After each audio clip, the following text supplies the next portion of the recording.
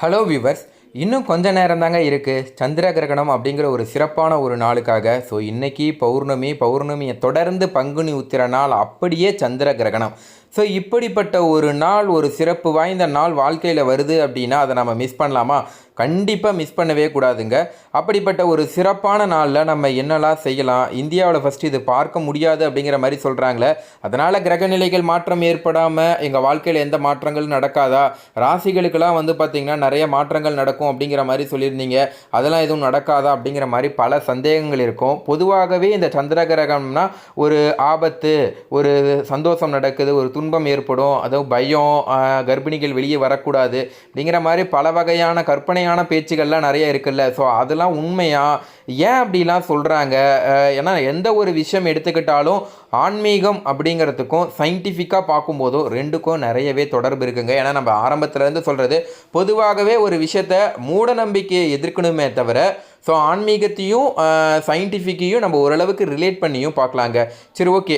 சூரியன் மற்றும் சந்திரனுக்கு இடையே பூமி ஒரே நேர்கோட்டில் வரும்போது தாங்க இந்த சந்திர கிரகணம் ஏற்படுது.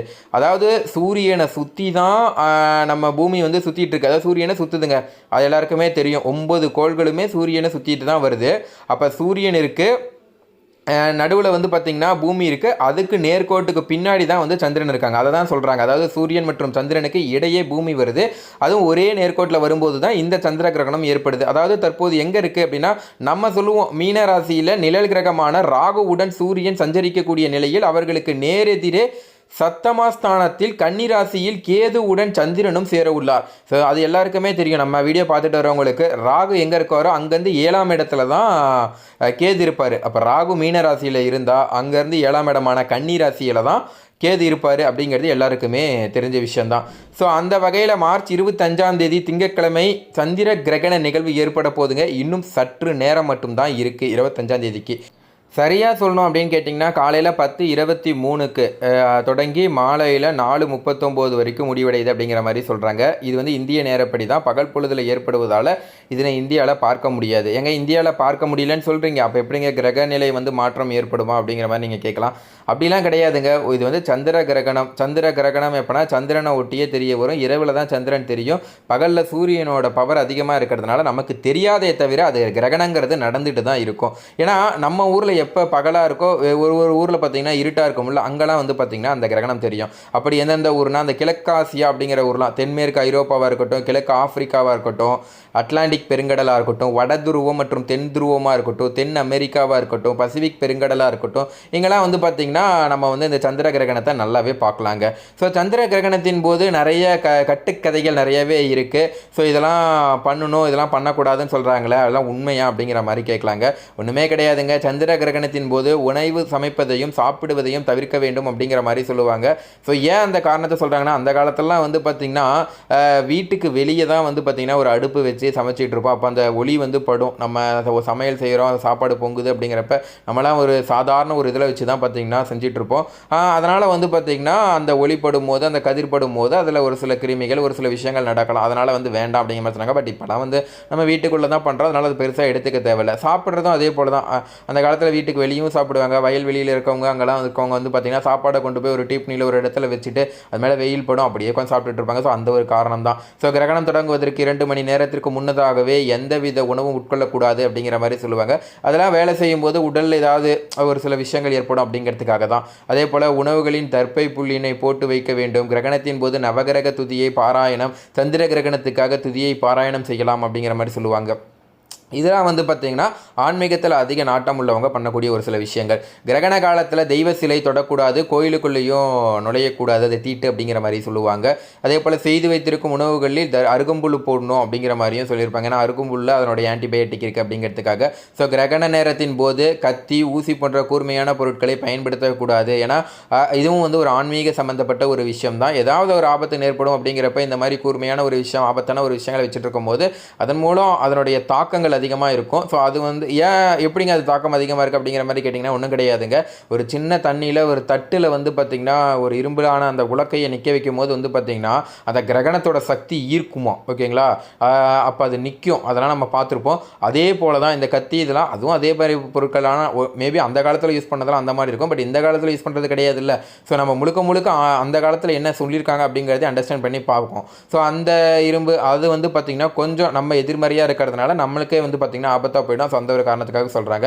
குறிப்பாக சந்திர கிரகணத்தின் போது கர்ப்பிணி பெண்கள் வெளியே செல்லக்கூடாது. ஏதாவது ஆல்ரெடி அவங்க மயக்கத்தில் இருப்பாங்க. வெயிலின் தாக்கம் அந்த கிரகணத்தின் ஒரு ஒளிக்கதிர்கள் வந்து பார்த்திங்கன்னா கொஞ்சம் வித்தியாசமாக இருக்கும். அதனால் மயக்கம் வர்றதுக்கான வாய்ப்புகள் நிறையவே இருக்குது. அது பிரச்சனையில் போய் முடிஞ்சிடும். அந்த காரணத்துக்காக தான் அதை விஷயத்த சொல்கிறாங்க. ஸோ அதே போல் சந்திர கிரகண நேரத்தில் ஒரு சில விஷயங்கள் பண்ணலாம்னு சொல்கிறாங்களே அப்படிங்கிற மாதிரி கேட்டிங்கன்னா சந்திர கிரகணத்தின் போது நீங்கள் கோபத்தை கட்டுப்படுத்தி பொறுமையை கடைபிடிக்க வேண்டும் அப்படிங்கிற மாதிரி சொல்கிறாங்க. ஏன்னா கோபத்தின் தாக்கம் இருக்க அதிகமாகிட்டே போகும். ஏன்னா கிரகண பிடியில் நம்ம சிக்கியிருப்போம் அப்படிங்கிற மாதிரியும் ஜோதிட ரீதியாக சொல்கிறாங்க. சந்திர கிரகண நேரத்தில் கடவுள் வழிபாடு செய்வதை தவிர்த்தாலும் நாம் தொடர்ச்சியாக மந்திரங்களை கடவுள் பெயரை சொல்லிகிட்டே இருக்கலாம். புராணங்கள் ஏதாவது படிக்கலாம் அப்படிங்கிற மாதிரி அறிவுறுத்தப்படுது.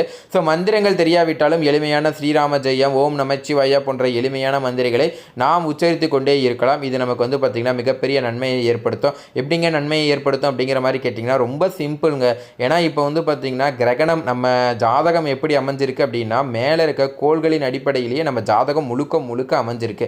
அப்படி ஜாதகங்கள் அமைச்சிருக்கும் போது அந்த கோள்களின் செயல்பாடுகள் கொஞ்சம் முன்ன பின்ன மாறி இருக்கும். இப்போ பூமி அப்படிங்கிற ஒரு கோள் இருக்குது அப்படின்னா அதற்கு நேர் எதிராக ஒரு சில கிரகங்கள் இருக்கும்போது அந்த சூரியனும் சந்திரனும் இருக்கும்போது அதனுடைய பலன்கள் மற்ற கிரகங்களை பாதிப்படையுங்க. ஸோ நம்ம ராசியிலேயே நம்ம கட்டத்திலேயே நம்ம ராசி கட்டத்திலேயே எல்லா கிரகங்களும் இருக்கும். ஸோ அதனுடைய இப்போ 6, 8, 12ஆம் இடத்துல இருக்கக்கூடிய கிரகங்கள் வந்து பார்த்திங்கன்னா வலுவிடைந்து ஒரு சில பிரச்சனைகளை ஏற்படுத்தும். ஸோ அது அந்தந்த ராசிக்கு மட்டும் பார்த்திங்கன்னா ஏற்படுத்தும். அதை பற்றி ஒரு சில வீடியோவில் நம்ம தனியாகவே சொல்லியிருந்தோம். ஸோ அந்த ஒரு காரணத்தினால தான் வந்து பார்த்திங்கன்னா நம்ம பொதுவாக சந்திர கிரகணம்னு கிடையாதுங்க.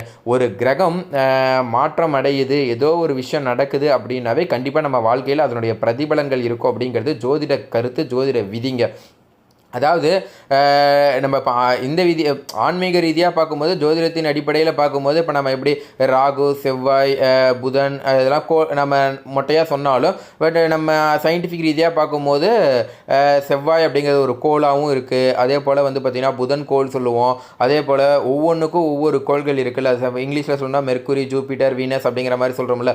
ஸோ அந்த மாதிரி வந்து பார்த்திங்கன்னா கோள்கள், அந்த கோள்களோட அசைவு, அந்த கோள்களோட சேர்க்கை, அந்த கோள்களோட பார்வை அதெல்லாம் பேஸ் பண்ணி எல்லாமே வந்து பார்த்திங்கன்னா இதை பேஸ் பண்ணி தான் ஒரு சில விஷயங்கள் வந்து பார்த்திங்கன்னா இன்றைக்கி முழுக்க நடக்குது அப்படின்னே சொல்லலாங்க.